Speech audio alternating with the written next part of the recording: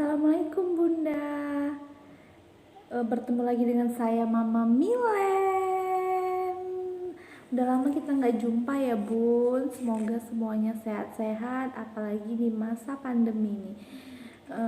Kita semua menjaga kesehatan dan juga tetap patuhi protokol kesehatan. Sebelum kita mulai video ini mau membahas tentang tips atau cara program hamil sendiri di rumah. Jadi ini juga berbagi pengalaman yang udah pernah saya jalani waktu hamil anak saya yang kemarin. Jadi saya mau cerita-cerita, sharing-sharing. Sebelum kita mulai ke videonya Bunda, dibantu dulu subscribe-nya ya Bun, channel saya, di like, di komen, dan di share agar memotivasi saya, memberikan saya semangat untuk buat video lagi. Terima kasih. Nah, kita mulai Bunda. Tadi udah saya bilang, kali ini kita mau membahas tentang tips atau cara program hamil sendiri di rumah. Kita juga bisa memprogramkan hamil itu sebelum kita ke dokter atau ke rumah sakit. Kan kita bisa usaha sendiri dulu. Untuk yang memang bukan masalah aku kan sehat nih. Aku nggak kenapa-kenapa kok. Aku nggak apa gitulah. Tapi kan nggak ada salahnya gitu kita programnya ini, arti katanya ya kita mempersiapkan kehamilan gitu. Kita siapkan diri kita, suami kita supaya cepat hamilnya bagus gitu. Yang pertama kali kita harus mengetahui kapan kita masa subur. Jadi untuk tahu kapan kita masa subur, kita harus tahu juga cara penghitungan, bagaimana tahu tanggal berapa kita itu masa subur, tanggal berapa sih aku itu masa subur gitu kan. Jadi kita belajar juga di sini cara menghitungnya. Kita di sini cerita, katakanlah kalau kita itu, misalnya saya itu biasanya haid itu sekitaran tanggal 7 gitu kan. Tanggal 7 biasanya setiap bulan itu saya kalau nggak maju 2 hari, ya nggak mesti 2 hari lah. Kalau nggak maju beberapa hari, mundur beberapa hari itu masih wajar ya. Yang penting setiap bulannya itu kita menstruasi, itu dikatakan siklusnya normal. Kita katakan di sini kita yang siklus 28 hari. Jadi kalau tadi tanggal 7 kita haid, dari hari ke-11 sampai ke-17 itu dimulai dari pertama kali haid. Pertama kali haid itu udah dihitung ya Bunda 1 hari, baru nanti hari ke-11 sampai ke-17. Jadi kalau tadi tanggal 7 berarti kita tambahkan 7 ditambah 11 sama dengan 18. Terus 7 ditambah 17 sama dengan 24. Berarti kita itu kalau di tanggal 7 biasa haid, kalau kita tanggal 7 kemarin haidnya, berarti tanggal 18 sampai tanggal 24. Di situ nanti kita masa subur. Tanggal 18 sampai tanggal 24. Jadi mau tanggal berapa aja juga Bunda bisa di rumah dihitung. Tinggal Bunda tambahkan, tambah 11 dan tambah 17. Itu nanti dia kisarannya dari tanggal 18 sampai tanggal 24. Nah, dari tanggal 18 sampai 24 ini berhubungannya itu kalau bisa jangan setiap hari. Jadi dia di kelang-kelang 1 hari, misalnya gini, tanggal 18, kemudian tanggal 20, tanggal 22, dan tanggal 24. Yang penting dia dari 18 sampai 24 itu. gitu. Itu masa subur. Jadi kita melakukan hubungannya itu jangan setiap hari, tapi dikelang satu hari. Gunanya itu juga buat kualitas sperma. Kalau setiap hari juga kan sperma tadi masih belum sempurna, dia kualitasnya belum bagus, kita udah berhubungan lagi, jadi sepertinya percuma aja gitu. Dokter-dokter juga nyarankannya seperti itu. Itu untuk masa subur. Bunda udah paham atau belum? Kalau misalnya bunda belum paham, ini saya kasih contoh, bisa bunda catat. Kelihatan nggak? Gelap nggak sih?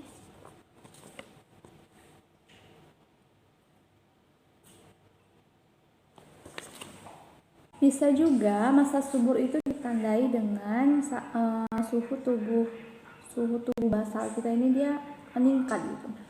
Seperti kita merasa kalau bangun tidur kok kayak badannya anget gitu ya, kok kayak anget-anget gitu kan, kadang nggak setiap hari tuh gitu, sesekali aja. Nah itu mungkin bisa juga jadi kita lagi dalam masa subur atau masa ovulasi lagi ya. Atau bunda juga bisa beli alat di apotik, tes ovulasi juga bisa di situ, nanti kita tes. Kalau dia tesnya tuh kayak tes pack juga gitu, jadi nanti tahu dia di situ kalau misalnya memang kita masa subur atau enggak. Tapi kalau itu kan pakai biaya ya bunda, pakai biaya, tapi keakuratannya juga nggak 100% gitu. Hanya dia membantu supaya kita nggak bingung kalau untuk menentukan masa ovulasi kita itu tadi gitu. Nah itu tadi kita bahas tentang masa subur. Mudah-mudahan kalau kita tahu masa subur kita berhubungan di saat masa subur itu lebih lebih tinggi dia peluang buat hamilnya gitu. Karena kalau misalnya ibaratnya kita hanya sekedar berhubungan aja gitu kan, setiap saat gitulah ibaratnya, nggak tahu masa subur atau enggaknya, ibaratnya dia percuma juga gitu. Karena memang yang membuat peluang besar hamil itu ya masa subur tadi gitu kan. Jadi perlulah dicoba di rumah, jadi tahu kapan masa subur, disitulah bunda berhubungan gitu. Yang kedua bisa dari makanan kita makan makanan yang sehat tentunya, yang bergizi, apalagi yang paling penting itu yang tinggi asam folat, makanan yang mengandung asam folat. Jadi contohnya itu seperti sayur-sayuran hijau, sayur bayam itu bisa bunda konsumsi setiap hari juga nggak masalah. Bubur kacang hijau, buah-buahan, atau apalagi itu buah alpukat itu mengandung asam folat ya, bisa setiap hari di jus atau dimakan gitu aja. Saya dulu karena memang berhubung saya suka buah alpukat ya, saya setiap hari itu konsumsi alpukat di jus setiap hari, nggak ada bosennya. Terus kandungan yang vitamin C tinggi juga bagus juga bunda, jeruk, dan pokoknya buah-buahan, makan yang sehat itu makani aja yang bergizi. Perlu tambahan susu hamil boleh, susu hamil saya juga dulu konsumsi susu hamil selama dari mulai menikah itu udah saya minum tuh susu hamil sampai dikatakan saya positif hamil, itu masih saya minum. Nah terus juga tabletnya gitu ya, vitaminnya perlu nggak kita minum vitamin? Boleh sebelum kita hamil, waktu kita setelah menikah itu juga ini bagus langsung kita konsumsi tablet asam folat, itu bisa kita dapat di apotik. Jadi untuk mereknya itu banyak, macam-macam merek dagangnya itu kan ada, tergantung harga. Nah, kalau yang biasanya aja yang murah itu ada Volafit, itu ya sama, saya juga dulu konsumsi itu bisa bunda beli, harganya murah lah pokoknya, di apotik sepapannya. itu bisa Bunda konsumsi sebagai tambahan buat vitamin asam folatnya. Itu juga gunanya program kehamilan ini itu gunanya juga kita mempersiapkan kehamilan gitu. Jadi pas hamil itu ya mudah-mudahan itu nggak ada kendala gitu kan, mudah-mudahan sehat gitu, karena kita memang udah mempersiapkan diri kita gitu. Kemudian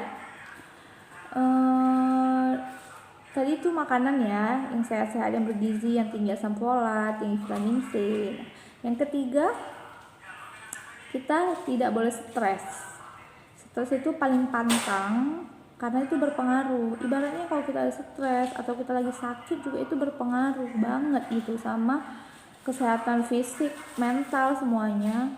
Jadi diusahakan kita itu memang benar-benar rileks, santai, bahagia gitu, dan jangan memikirkan omongan orang. Apalagi kalau misalnya kita itu pas pada saat berhubungan kita mikir ini nanti jadi nggak ya, ini hamil enggak ya gitu kan, itu paling nggak boleh gitu, karena itu bisa mempengaruhi juga malah nggak jadi. Jadi intinya waktu berhubungan tuh ya relax aja, jadi nggak jadi ya kita serahkan sama Allah, kita berusaha. Jadi berhubungan itu memang enjoy gitu, kayak kita bulan madu lebih bagus lagi kita meluangkan waktu lagi program itu, enggak dulu yang namanya kerja berat gitulah ya. Kalau misalnya nggak bisa cuti, setidaknya jangan lembur, jangan banyak tekanan kerja gitu, jangan stres gitu, itu mempengaruhi juga.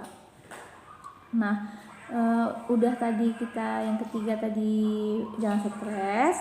Yang keempat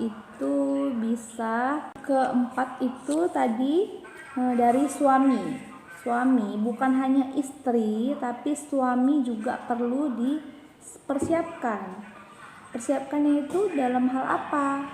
Persiapkan dalam kualitas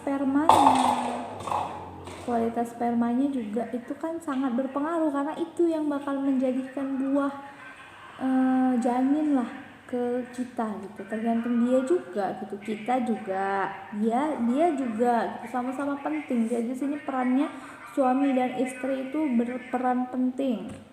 Kalau dari suaminya tadi kualitas spermanya bagaimana supaya bagus gitu kan?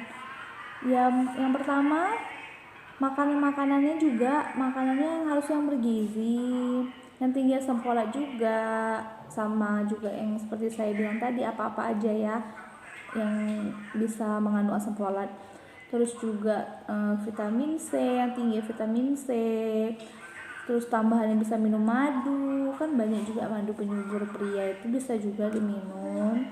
Terus juga bisa dari puding-pudingnya ya, telur ayam, telur bebek gitu kan, itu nggak masalah. Menjaga stamina juga sih kalau kata laki-laki ya.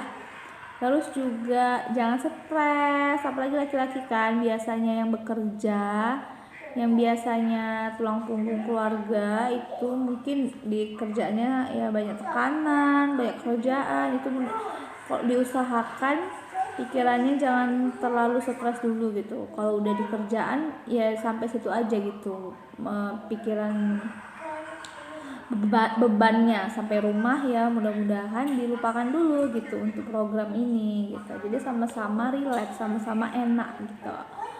Nah setelah tadi itu, terus kalau ada yang kebiasaan merokok atau kebiasaan alkohol ya, minum alkohol itu sebaiknya dihindarkan dulu, apalagi alkohol, karena itu sangat mempengaruhi sekali gitu. Itu mempengaruhi kadar sperma tadi, mempengaruhi itu jumlah sperma. Jadi gimana kita mau hamil gitu kan kalau kualitas spermanya aja itu nggak dijaga, sedikit misalnya, atau dia kadarnya itu tadi nggak bagus, nggak sempurna, ya kan jadi susah gitu, jadi menghambat kehamilan. Jadi kalau bisa dinasehatilah suaminya, yang enggak minum malah alhamdulillah bagus. Nah, setelah itu kalau tadi udah nggak minum alkohol dari makanan, madu, dan suami juga nggak apa-apa itu minum yang namanya Nature E, saya sebut merek ya. Ya maksudnya vitamin E yang seperti Nature E, Ever E gitu, itu nggak masalah. Saya juga dulu kasih suami itu karena itu kan membantu ini ya, antioksidan juga gitu. Jadi itu saya kasih sebelum tidur. Itu juga sepertinya membantu juga sih ke kualitas sperma juga.